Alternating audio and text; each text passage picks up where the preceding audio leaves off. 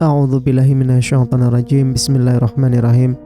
Assalamualaikum warahmatullahi wabarakatuh. Kembali lagi di channel Sampul Hitam. Untuk cerita kali ini, Mas Sukir akan menceritakan sebuah kisah yang berjudul Datuk. Cerita ini ditulis oleh Ahmad Rusdi. Dan bagi teman-teman yang ingin membacanya secara langsung, bisa langsung kunjungi link yang saya sudah siapkan ada di deskripsi. Oh iya, sebelumnya Mas Sukir minta maaf karena tidak bisa melanjutkan cerita warung canda sebelah karena ada suatu problem, dan ceritanya pun sudah kini tidak Mang Sukir publish. Takutnya bermasalah dengan channel ini. Sekali lagi Mang Sukir minta maaf dan mohon pengertiannya. Oke, tak usah berlama-lama. Bagaimanakah untuk cerita kali ini?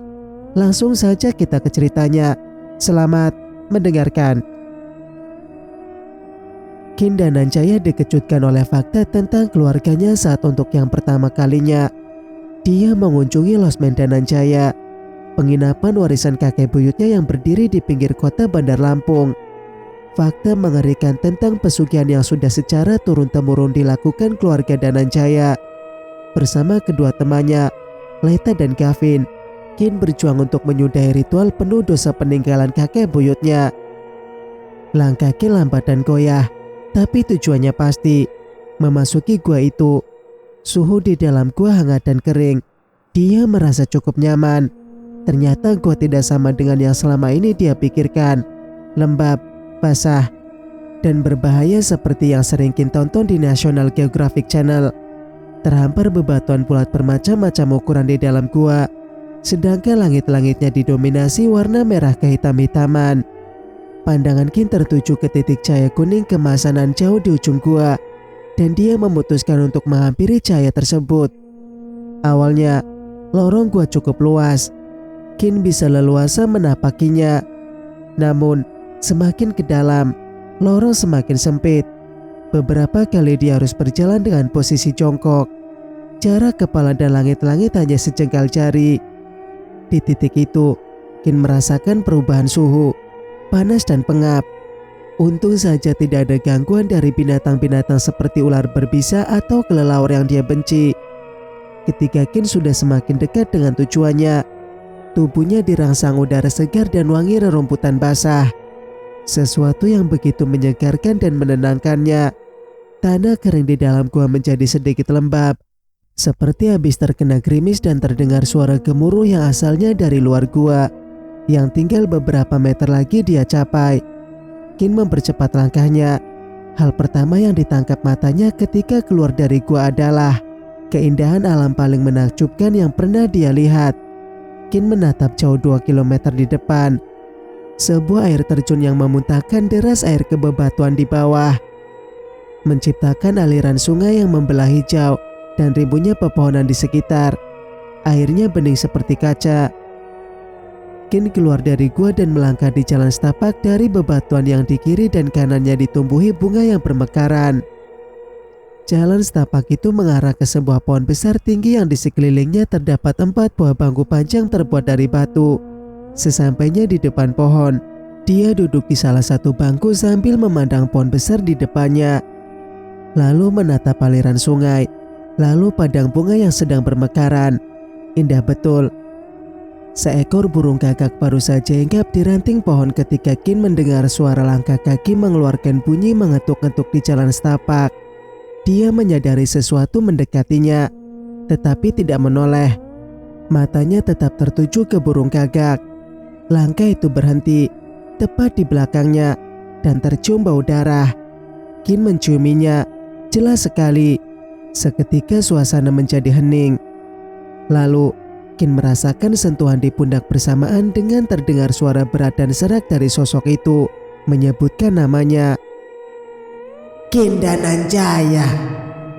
Sontak Kin memutar pandangan ke belakang, dan dia melompat karena terkejut saat matanya menangkap sosok makhluk berwajah kambing, lengkap dengan 2 tanduk yang melingkar di atas kepala.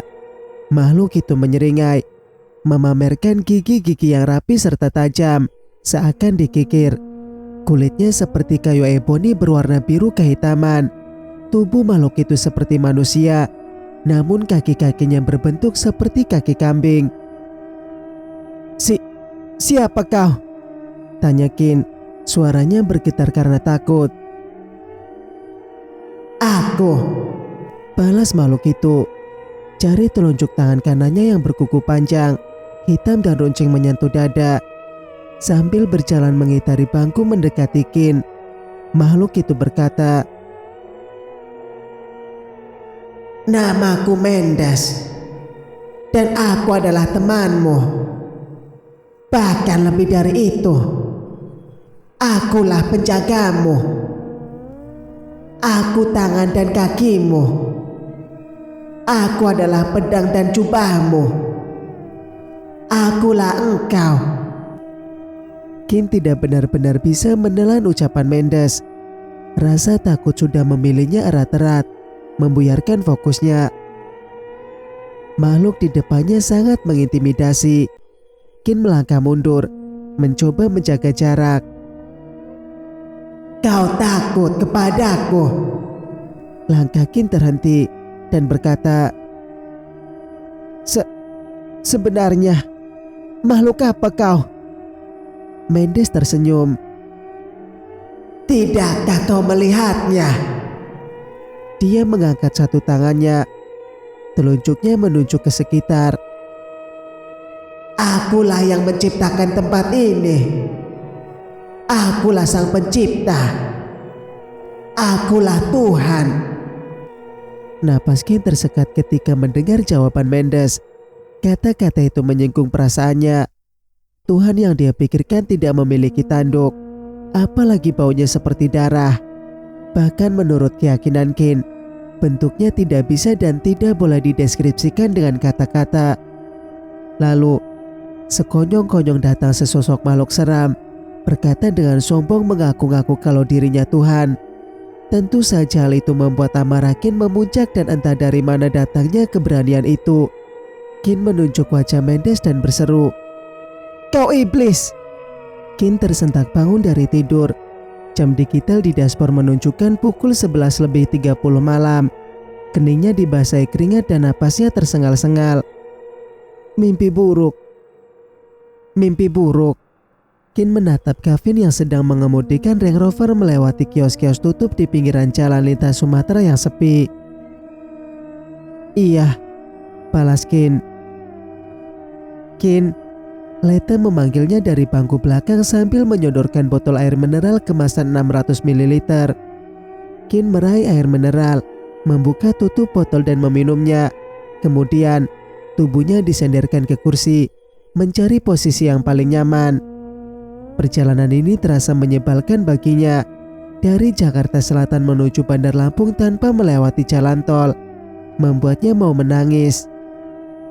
247 km. Kin berseru saat melihat jarak yang harus mereka tempuh di Google Maps. Namun, sekeras apapun dia menolak gagasan Leta yang ingin melihat-lihat dan makan-makan di kota-kota yang mereka lewati dari Jakarta menuju Bandar Lampung. Tetap saja dia akan kalah. Karena Gavin, kekasih Leta yang mengemudikan mobil, dan satu-satunya di antara mereka yang bisa mengemudi.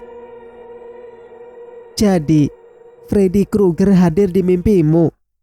Leta bertanya lalu cekikikan. Kin tersenyum sambil menggeleng. "Aku rasa lebih mengerikan dari itu." "Maksudmu?" Kin terdiam 2-3 detik. "Apa kalian bisa mengingat mimpi dengan jelas?" Tanyanya kemudian. "Tidak," jawab Leta, sedangkan Gavin menggeleng. "Aku pun seperti itu. Biasanya, bahkan jika aku bisa mengingat mimpiku, beberapa bagian seperti bau atau warna aku lupa. Tapi mimpiku tadi, mimpi yang membangunkanku. Aku mengingat semuanya. Warna, tempat, bahkan aku masih bisa mencium aromanya." "Aroma apa?" "Darah." "Kau bercanda?" "Apa wajahku seperti orang yang sedang bercanda?" kata Kin sambil menunjuk wajahnya sendiri ke arah Gavin. Sesaat, Gavin melirik wajah Kin. lalu kembali menatap jalan raya untuk memutar balik arah mobil menuju Jalan Soekarno-Hatta. Kemudian belok ke kiri masuk ke Jalan Pangeran Tirtayasa. "Iya, kau tidak seperti orang yang sedang bercanda," jawabnya. "Memangnya kau mimpi apa?" Kin menelan ludah. Pikirannya berjuang merangkai kata-kata yang tepat untuk mendeskripsikan apa yang dia lihat di dalam mimpinya. Sesuatu yang jelas bukan keahliannya. "Dalam mimpiku," dia memulainya, "aku memasuki gua yang mengantarkanku ke sebuah tempat yang sangat indah. Lalu di tempat itu, aku bertemu sesosok makhluk. Seperti monster, mungkin. Entah, yang jelas, makhluk itu terlihat sangat mengerikan." "Makhluk seperti apa?" Gavin memperlambat kecepatan mobil agar bisa fokus mendengarkan cerita Kin. "Manusia, tapi berkepala kambing." "Seperti Minotaur?" tanya Leta. "Iya, seperti itu. Hanya saja dia berkepala kambing. Kalau Minotaur kan berkepala banteng." Kin menatap wajah Gavin, lalu menegakkan tubuh dan memandang Leta. "Namanya Mendes." Entah kenapa Gavin bergidik setelah Kin menyebutkan nama Mendes. "Dewa kambing Mendes," gumam Leta pada dirinya sendiri. Tentu saja, nama itu terdengar tidak asing bagi Leta. Sudah sejak lama dia tertarik dan mencari tahu hal-hal yang berkaitan dengan mistisme. "Kau tahu sesuatu?" tanya Gavin. "Aku pernah membaca tentang makhluk ini. Dulu, kaum Kabalis percaya akan datang binatang dengan tanda-tanda tertentu yang akan membebaskan manusia dari segala tirani. Kemudian muncul sebuah simbol atau sosok yang mereka puja. Simbol yang wujudnya melambangkan kekuatan-kekuatan mistis hitam dan digambarkan dalam bentuk manusia berkepala kambing. Simbol atau sosok ini memiliki banyak nama. Di antara yang paling terkenal, kambing Judas, kambing hitam, Baphomet, dan Mendes." Kin mengangguk-angguk. "Lalu, apakah mitos-mitos tersebut menyebutkan kalau sosok itu dewa atau Tuhan?" tanyanya. "Seperti Hades atau Ra, dua sosok yang dikaitkan dengan kegelapan atau sihir, namun dipuja sebagai dewa." "Tidak, Kin. Mendes adalah simbol mistisme. Dia iblis." Range Rover berbelok pelan memasuki halaman parkir sebuah penginapan yang berdiri di pinggir jalan utama Pangeran Tirtayasa. Kin turun dari mobil dan berjalan beberapa langkah di bawah malam yang tak berawan. Dia mencari tempat yang paling tepat untuk memandang bangunan penginapan bergaya pedesaan tersebut dari sudut yang paling jelas. Papan nama yang menggantung di atas pintu masuk yang memproklamirkan kata-kata selamat datang di Losmen Dananjaya tanpa begitu mencolok. Hari ini adalah hari yang sangat istimewa bagi Kin. Butuh 25 tahun baginya, atau seumur hidup, untuk bisa mengunjungi penginapan peninggalan kakek buyutnya itu. Tampilan depan Losmen Dananjaya meneriakan farm hostel, tanpa dinding bata dan sentuhan furnitur kayu menghiasi bagian depan penginapan. Sementara bagian atapnya didesain berbentuk segitiga, desain yang menerapkan suasana pedesaan yang tenang. Penginapan itu sudah lama berdiri. Menurut cerita Paman Yudi, Losmen Dananjaya sudah ada sejak zaman penjajahan Belanda, tepatnya tahun 1938. Losmen Dananjaya dibangun pertama kali oleh kakek buyut Kin, Anca Dananjaya, lalu diwariskan kepada kakek Kin, Bukit Dananjaya. Davin Dananjaya, ayah kandung Kin, seharusnya menjadi pewaris ketiga penginapan tersebut karena dia adalah anak laki-laki pertama dari Bukit, seperti yang sudah diwasiatkan Anca Dananjaya, bahwa pewaris Losmen Dananjaya adalah anak laki-laki pertama dari pewaris sebelumnya. Namun, entah karena alasan apa, Davin menolak wasiat itu. Tentu saja penolakan Davin membuat Bukit Dananjaya marah besar. Perdebatan sengit antara keduanya pun terjadi dan berakhir dengan keputusan Davin pindah ke Jakarta. Setelah beberapa saat memandangi bangunan losmen Dananjaya, Kin kembali menghampiri Range Rover untuk mengambil tas ransel hitamnya, lalu berjalan bersama Gavin dan Leta menuju pintu utama penginapan. Gavin berdecak kagum saat melewati taman kecil yang keberadaannya memisahkan teras dan halaman parkir losmen Dananjaya. Taman itu ditata bebatuan dengan ukuran, jenis, dan warna yang beragam. Berbagai batu mulai dari kapur, koral, hingga granit terdapat di taman itu. Elemen natural lain seperti batang kayu yang telah mati juga ditambahkan untuk menambah nilai estetika. Lalu, tanaman kaktus, kamboja, dan bambu Jepang dihadirkan sebagai oasis di tengah-tengah komposisi bebatuan. Tentu saja, siapapun penggagas kehadiran taman itu, dia sudah sukses menghadirkan elemen yang menyegarkan di halaman depan losmen Dananjaya. Bagian dalam penginapan dipenuhi furnitur dari kayu, lantainya marmer, dan dindingnya berwarna putih. Pengaruh kolonial terlihat pada jendela-jendela besar yang memperlihatkan taman kecil dan halaman parkir penginapan. Seorang lelaki berusia sekitar 50 tahun berdiri di depan meja resepsionis dari kayu dan dipernis. Pandangannya tertuju ke arah Kin, Gavin, dan Leta yang sedang berjalan menghampirinya. Lelaki itu memakai kemeja bermotif bunga-bunga, berdiri tegak, senyum mengembang di wajah jenggotnya. Lalu, dengan ramah lelaki itu memperkenalkan diri sebagai pemilik losmen Dananjaya, menjulurkan tangan dan menyebutkan namanya. Anggiat Dananjaya. Kin sontak terkejut dan senang, hampir histeris, ketika mengetahui lelaki yang berdiri di depannya adalah adik kandung ayahnya. Sosok yang sejak lahir belum pernah dia temui. Saat Kin kecil, Davin sering bercerita tentang pamannya itu.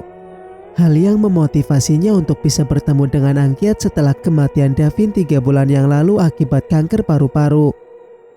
Anggiat memeluk Kin dengan erat dan penuh kasih sayang. Setelah Kin memperkenalkan dirinya, untuk beberapa saat, situasi di lobi penginapan persis seperti tayangan televisi yang berhasil mempertemukan dua orang kerabat yang sudah lama tidak bertemu. Acara yang selalu dapat menyentuh hati para pemirsanya di akhir segmen. Anggiat melepas pelukannya, lalu kedua tangannya memegang erat bahu Kin. Sambil menatap wajah keponakannya itu dengan penuh perhatian, dia berkata,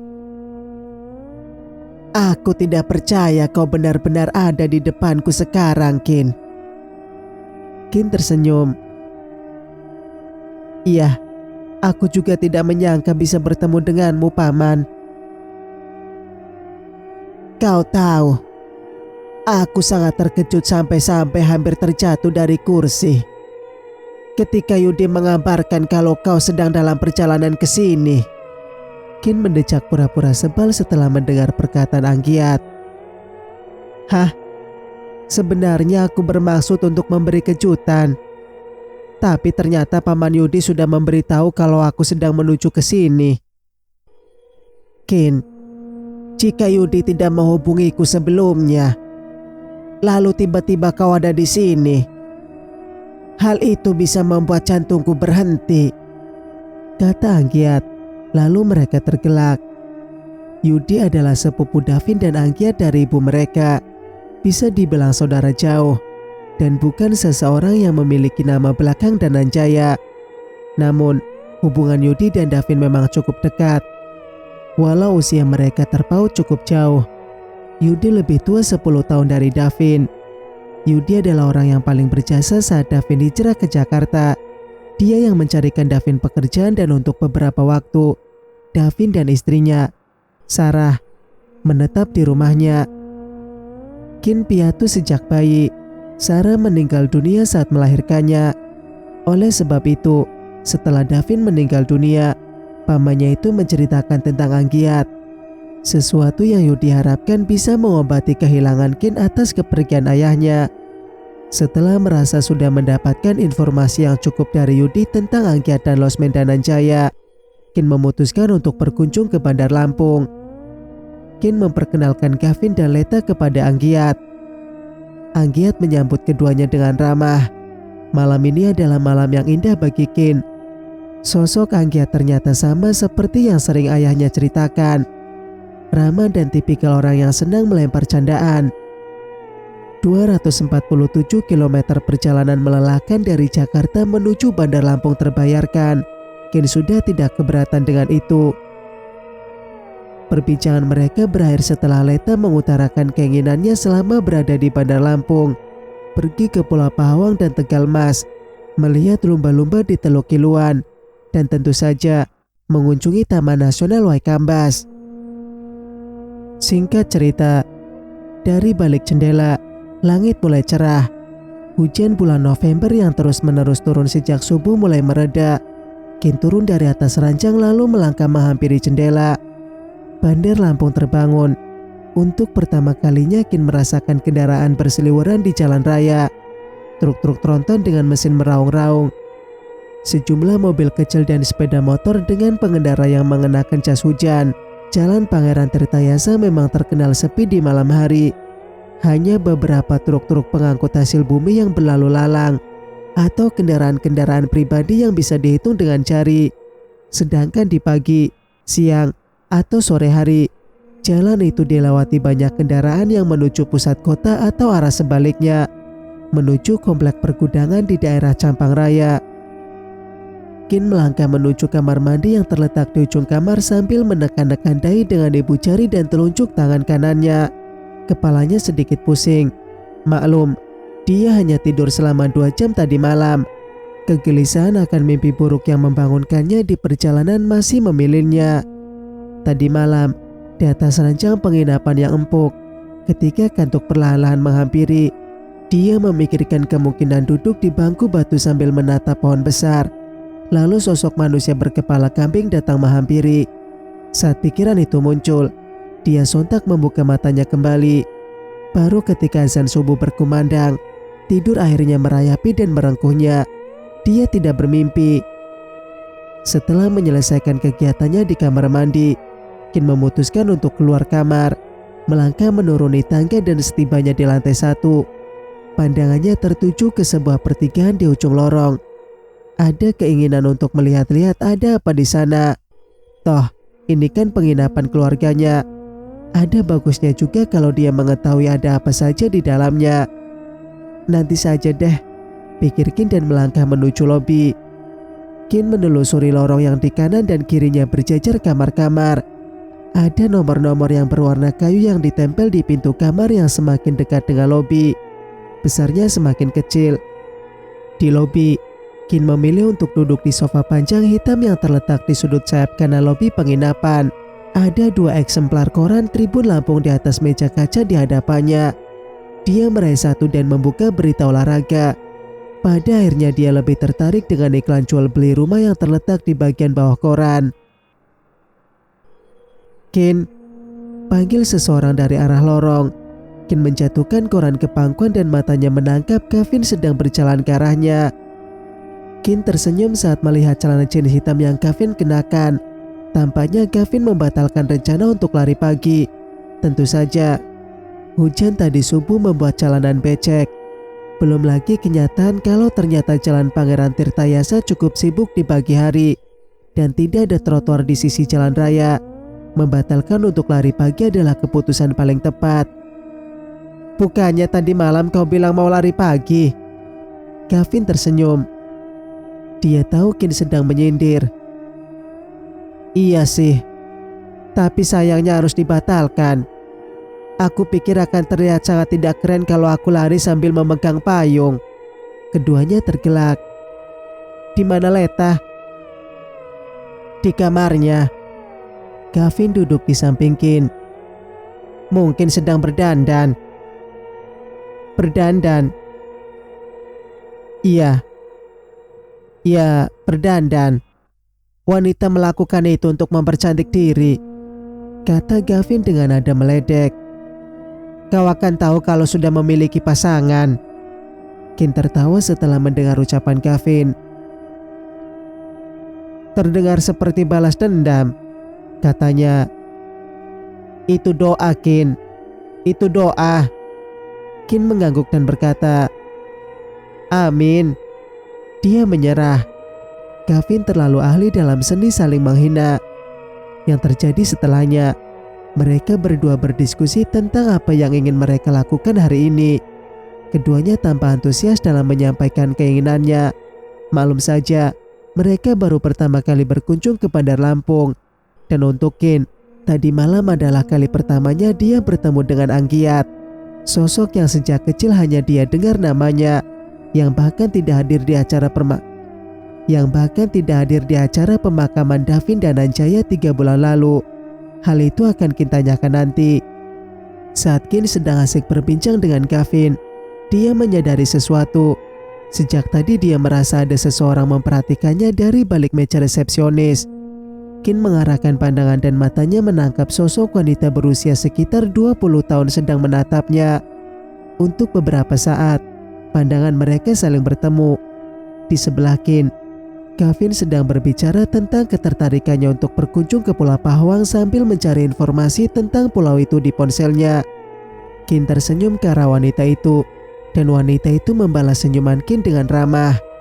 Wanita yang sedang dipandang Kin bernama Putri, seperti yang tertulis di name tag warna emas yang terpasang di bagian dada sebelah kiri seragamnya.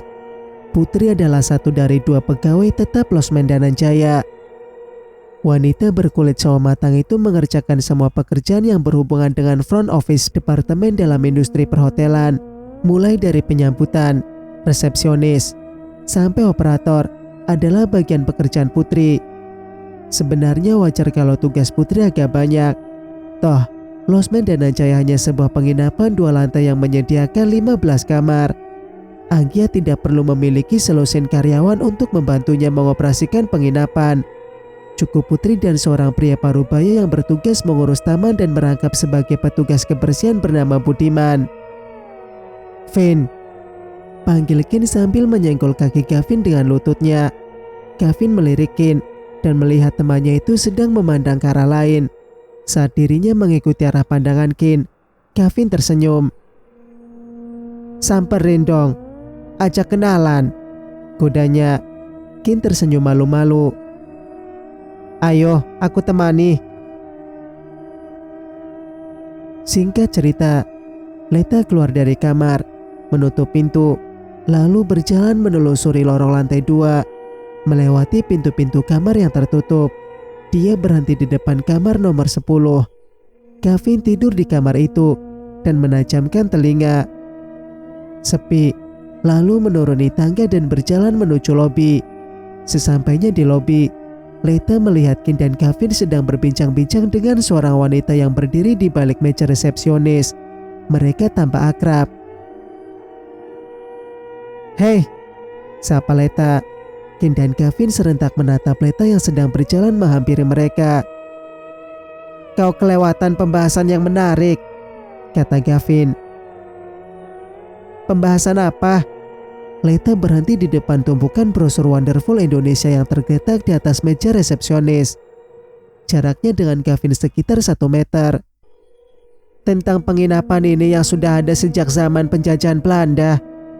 Gavin tampak antusias. Leta mengernyit. Dia tidak tertarik dengan pembahasan itu. Tapi melihat Gavin sangat antusias, mau tidak mau dia harus meladeninya. Sejak zaman penjajahan? Iya, Putri baru saja memberitahu kami. Leta menatap Putri dan tersenyum. Halo, sapanya ramah. Putri membalas Leta dengan sebuah anggukan dan senyuman. Sangat sopan. Lalu dia memperkenalkan diri kepada Leta. Begitu juga sebaliknya. Jadi kau sudah lama bekerja di sini? Tanya Leta kepada Putri. Aku sudah bekerja sejak 5 tahun yang lalu. Itu waktu yang lama. Balas Leta yang tentu saja cuma basa-basi. Di dalam pikirannya, dia ingin segera pergi berekreasi. Putri tersenyum menanggapi Leta.